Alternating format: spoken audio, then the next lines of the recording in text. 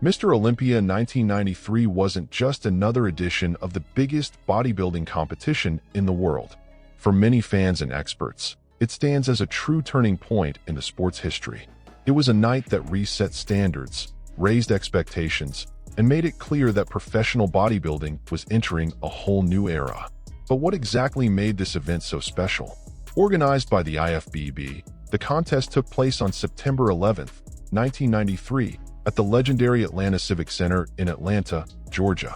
The stage brought together the best bodybuilders on the planet, all chasing the same goal, proving they had the most impressive physique in the world. The atmosphere was electric, and everyone in the crowd could feel that something big was about to happen. This edition marked the 29th time the Mr. Olympia title was contested, carrying the full weight of decades of tradition. Every athlete who stepped on that stage wasn't just competing against the rivals of the night, but against the entire history of the sport itself. The question was simple and brutal. Would anyone manage to stand out in a truly definitive way? The event also grabbed attention because of the prize money, which reached $275,000, a massive amount for that time.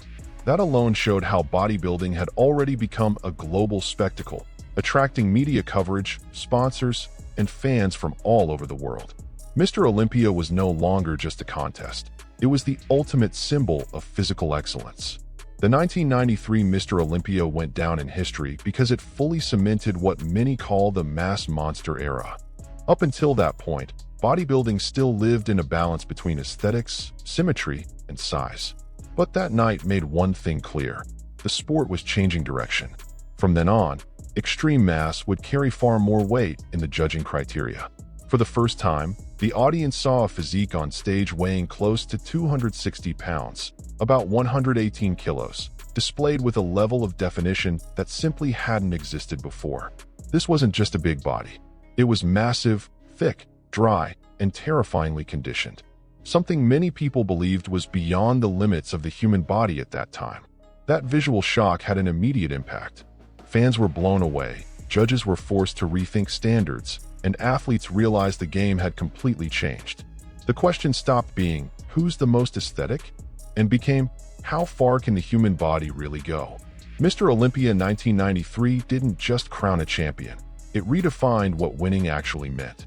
From that moment on, modern bodybuilding began to shape itself around new ideals. Extreme size, muscle density, and brutal conditioning became almost mandatory for anyone dreaming of the top.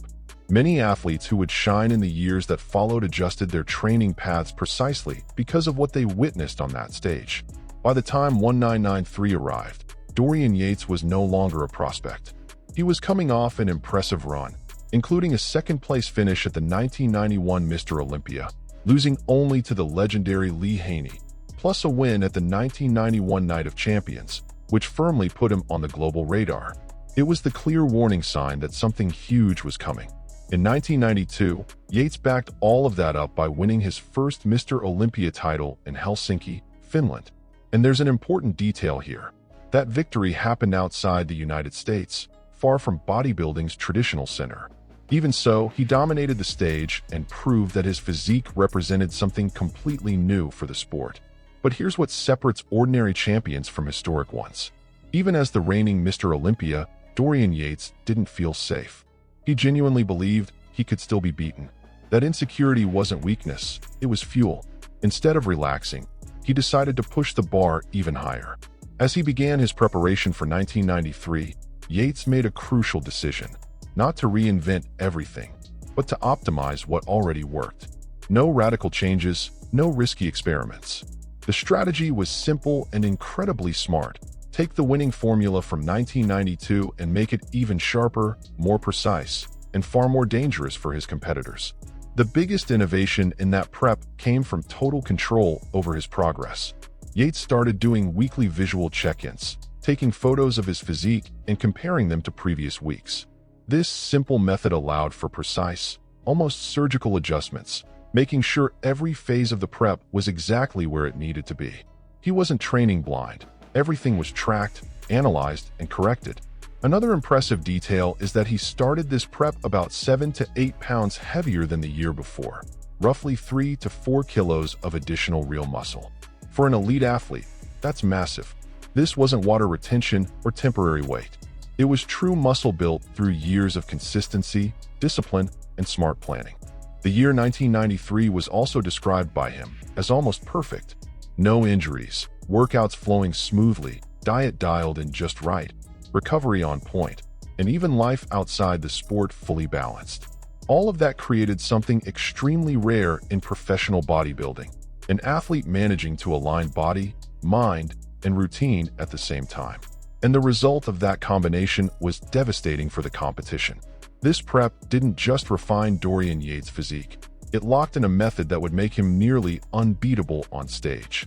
When Dorian Yates stepped onto the stage at the 1993 Mr. Olympia, it was immediately clear that the audience was witnessing something out of the ordinary. His condition was described as insanely dense, with muscles that looked full, hard, and three-dimensional. It wasn't just about size. It was muscle quality at a level few people believed was even possible. The definition was so extreme that many said he was literally dry to the bone. To give you an idea of how conditioned he was, Yates claimed he had lost fat even from the soles of his feet, something incredibly rare, that made walking across the hard wooden stage floor painful. Every step hurt, but it also proved just how extreme that physique truly was. That level of dryness and density shocked the crowd. Backstage and in the stands, people started speculating that it could only be the result of some kind of extreme secret substance use. The physique looked unreal by the standards of the time, and side-by-side comparisons with other athletes only amplified that visual shock. But Yates' explanation was very different from what most people imagined. According to him, the secret was smart nutritional control, not excess. He didn't destroy himself with crazy diets or brutal last-minute cuts. On the contrary, his strategy was to keep the body functioning properly all the way to the end, avoiding the extreme burnout that ruined so many competitors. And this is where a curious factor comes in: the nickname the Shadow. Dorian practically vanished throughout the year, training far away from the spotlight. Very few people ever saw his true shape before the Mr. Olympia. That made his appearance on stage hit even harder when he finally showed up. When the official results of the 1993 Mr. Olympia were announced, it was clear that the night would go down in history. The level on stage was incredibly high, featuring some of the biggest names bodybuilding had ever seen. But even among so many elite athletes, one competitor stood out without question. At the top was Dorian Yates, representing the United Kingdom and claiming his second consecutive Mr. Olympia title, along with a $100,000 prize. This wasn't a close or controversial win. It was a clear domination built on muscle density, extreme conditioning, and sheer visual impact. For many, there was no doubt about who the true champion was that night. Second place went a Flex Wheeler from the United States. Often considered one of the most aesthetic physiques in bodybuilding history, Wheeler impressed with flawless symmetry and beautiful lines, earning a $50,000 prize.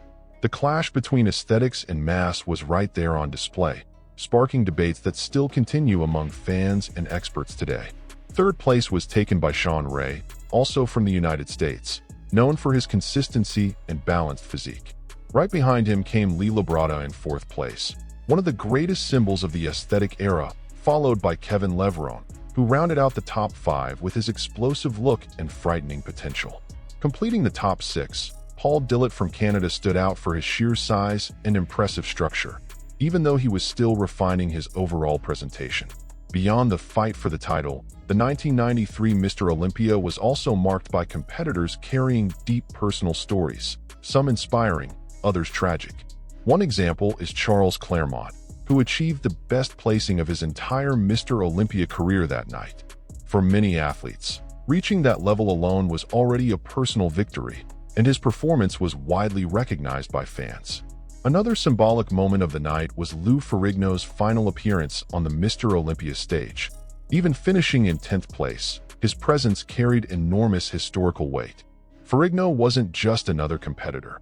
He represented an entire era of bodybuilding, remembered not only for his titles, but also for his massive popularity beyond the stage. The competition also marked Ray McNeil's only appearance at the Mr. Olympia. Just a few years later, in 1995, his story would come to a tragic end.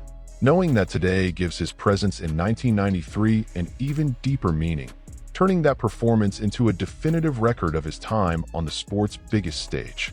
Among the competitors were also athletes who would later become icons, or symbols of the extreme consequences of professional bodybuilding. Names like Andreas Munzer, famous for his insanely extreme conditioning, Mike Matarazzo, a charismatic figure loved by fans, and Milos Sarcev, who would later stand out as a top-level coach. These stories make it clear that Mr. Olympia isn't just about trophies and rankings. It's also a stage where dreams come true, careers come to an end, and destinies are sealed. Right after winning the title, Dorian Yates barely had time to celebrate. Still in contest shape, he went straight into a marathon of photo shoots.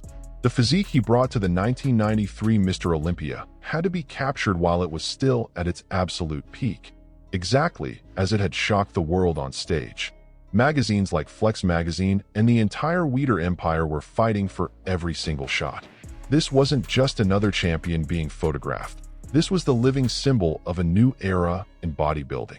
Every image helped immortalize a physique that pushed the sport's limits and inspired future generations.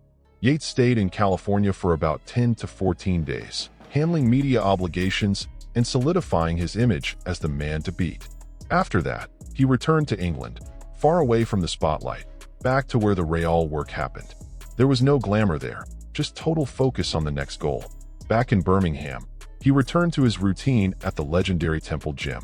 It was in that hard, dark, and quiet environment that Yates shaped his body. The mindset was simple: defend the title and improve even more.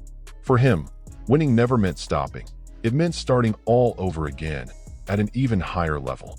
Over time, the 1993 Mr. Olympia came to be remembered as Dorian Yates' favorite competition of his career and, for many fans, as one of the greatest milestones in the history of professional bodybuilding.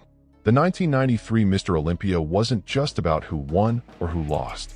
It was about limits being broken, about an athlete who permanently changed how bodybuilding is seen and judged. More than muscles, that night showcased discipline, strategy, sacrifice, and a mindset that separates ordinary champions from true legends. Now I want to hear from you. What was the most unforgettable moment of that Olympia, in your opinion? Was it the shocking physique, the clash of styles, or the historic impact we still feel today? Drop your comment below.